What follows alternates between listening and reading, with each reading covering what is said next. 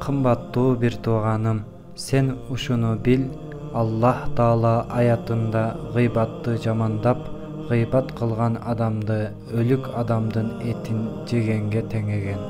Аллах Таала аятта мындай дейт: Бириңер башка бирөөнүн аркасынан сөз кылбасын. Силерден бирөө өлгөн бир тууганынын этин жегенди жакшы көрөбү? Акыйкатта мындан жийиркенесиңер. Андыктан Аллахтан корккула. Аллахтын элчиси саллаллаху алейхи вассалам айтат: ар бир мусулмандын каны, малы, ар-намысы башка мусулмандарга арам. Гыйбат кылуудан сактан, себеби гыйбат зынадан да жаман. Зына кылган адам тооба кылса, Аллах тообасын кабыл кылышы мүмкүн. А бирок гыйбат кылган адамды гыйбат кылынган адам кечирмейинче гыйбатчынын күнөөсү кечирилиши мүмкүн эмес. Гыйбат бул кулдун акысы. Аллахтын элчиси саллаллаху алейхи вассалам айтат: момун бир тууганын жамандап, гыйбат кылган адамды Аллах Таала кыямат күнү айткандарын кайтарып алмайынча тозок көпүрөсү болгон Сыраат көпүрөсүнүн үстүнө тургузат. Пайгамбарыбыз дагы бир хадисинде айтат: гыйбат мусулман бир тууганынын аркасынан ага жакпаган сөздөрдү айтуу. Тактап айтканда, адамдын аркасынан мейли денесиндеги бир кемчиликти, мейли ата тегинен бир кемчиликти, мейли жүрүм-турумундагы бир кемчиликти, мейли дининен бир кемчиликти, мейли дүйнөдөгү бир кемчиликти айтса, гыйбат кылган болот. Жада калса кандайдыр бир кийими же колундагы бир кемчиликти айтуусу дагы гыйбат болот. Бир аалым мындай деген: паланчанын кийими узун, түкүнчөнүн кийими кыска деп айтуу да гыйбат болот. Андай болсо, бирөөнүн аркасынан ага жакпаган сөздү айтуунун жамандыгы кандай болоорун ойлонуп көр.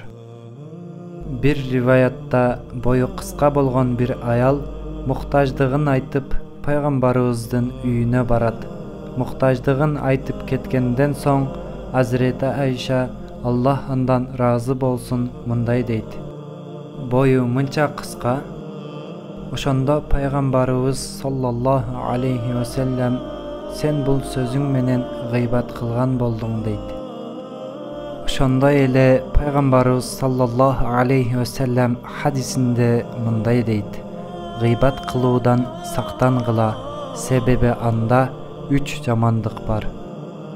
Гыйбат кылгандын дуасы кабыл болбойт, жакшы амалдары кабыл кылынбайт, гыйбатчынын күнөөлөрү тынымсыз топтоло берет. Пайгамбарыбыз Мухаммад саллаллаху алейхи вассалам мындай дейт: кыямат күнү адамдардын эң жаманы бирөөгө бир жүз менен, башкага башка бир жүз менен барып, эки жүздүүлүк кылып, бир сөздү уккусу келбеген бирөөгө ташып айткандар. Дагы бир хадисте Аллахтын элчиси саллаллаху алейхи вассалам бул дүйнөдө эки жүздүүлүк кылып сөз ташыгандардын кыямат күнү оттон болгон эки тили болоорун айткан. Ошондой эле сөз ташыган адам бейишке кире албайт. Амр бин Динар айтат: шаарда жашаган бир кишинин шаардын четинде жашаган карындашы бар эле. Карындашы ооруп жаткан эле, аны зыярат кылып турар эле. Акыры карындашы көз жумду. Аны кепиндешип кабырга коюшту. Үйүнө барганда капчыгы кабырга түшүп калганын байкап, жакын досу менен кабырга барып, кабырды ачышты. Ошондо капчыгы чындап эле кабырда болчу. Капчыгын алып досуна: сен бир аз алыс тур, карындашымды көрөйүн деди. Бир канча тактайчаларды алып караганда кабырдын ичи отко толгон эле. Дароо үйүнө барып, апасынан карындашынын мүнөзү, жүрүм-турумдары жөнүндө сурады. Апасы мындай деди: карындашың кошуналардын эшигинен сөз тыңшап, уккандарын башкаларга айтып берет эле. Ошондо агасы кабырдагы көргөн нерсени карындашынын сөз тыңшап башкаларга жеткиргенинин себебинен болгонун түшүнүп жетти. Демек, кимде ким кабыр азабынан кутулууну кааласа, ушактан, гыйбаттан узак турсун. Гыйбат кылган адам ушакталган адамдын кулагына жеткенге чейин Аллага тооба кылсын. Себеби айтылган ушакталган адамдын кулагына жеткенге чейин тооба кылса, тообасы кабыл болот. Бирок ал адамга жеткен болсо, андан кечирим сурап адалдашкандан кийин гана тообасы кабыл болот.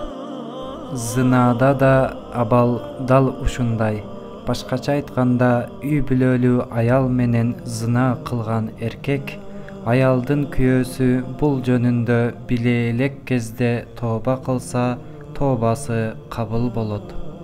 Тескерисинче, күйөөсү кабар тапса, аялдын алданган күйөөсүнүн акысын берип, кечирим сурап, адалдашыш керек болот. Бирок намаз, зекет, орозо жана ажылык сыяктуу парздарды таштоонун күнөөсү тооба аркылуу жоюлуп кетпейт. Аткарылбаган парздардын күнөөсүнөн бир гана казасын аткаруу менен кутулушу мүмкүн. Албетте, эң туурасын Аллах гана билүүчү. Аллах Таала бизди ушак кылуудан, гыйбат кылуудан өзү сактасын.